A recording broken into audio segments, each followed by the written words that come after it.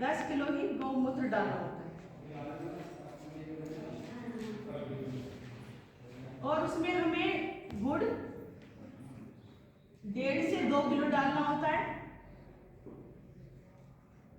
और बेसन वो भी 1.5 से 2 किलो चाहिए। और साथ में हमें 200 ग्राम मिट्टी चाहिए जो पेड़ के नीचे की।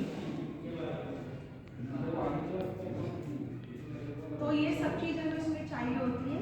और जब हम उस ड्राम में पानी करें तो हमें उसमें डाल के ये सब चीज़ें उसमें डाल के जगह मिक्स करने के बाद में हमें उसको घुमाना होता है ताकि अच्छे से मिक्स हो जाए। और ये जीवामृत सर्दी में 7 दिन में तैयार होता है और गर्मी में 3 दिन में तैयार होता है। हमारे पास इसकी व्यवस्था की गई है। अभी हम इसको प्रैक्टिकली आपको करके दिखाएंगे कैसे किस तरह से तैयार किया जाता है। हम इसका छिड़काव जैसे कि स्प्रे करते हैं उसी तरह से हम कर सकते हैं।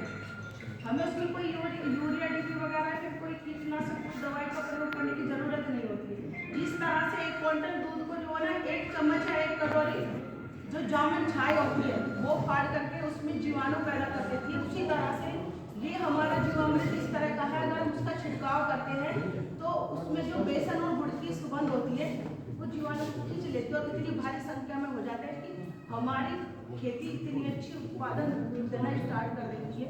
शायद ये जो केमिकल या फिर यूरिया वगैरह जो भी कुछ है शायद वो भी नहीं कर पाते। और एक जैविक खेती, प्राकृतिक खेती, बहुत ही अच्छा रिजल्ट इसमें मिला। मैंने करीब अपने 10 बाय 10 के हिस्से में ही वो बोया था आलू अपने तालाब पर, उसमें 75 किलो आलू निकला। और मैंने उसमें जब भी कभी 15 दिन बाद उसका इस्तेमाल करा जीवामृत का, उसी का ही इस्तेमाल किया, कोई यूरिया नहीं लगाया, कुछ और नहीं लगाया। अब देखो वो भूमि इस तरह की थी कि मुझे खुद ही विश्वास नहीं हो पा रहा था कि शायद यहाँ पे आलू होंगे नहीं, लेकिन फिर भी मैंने उसमें बो के देखा और हर बार उसी का ही छिड़काव किया।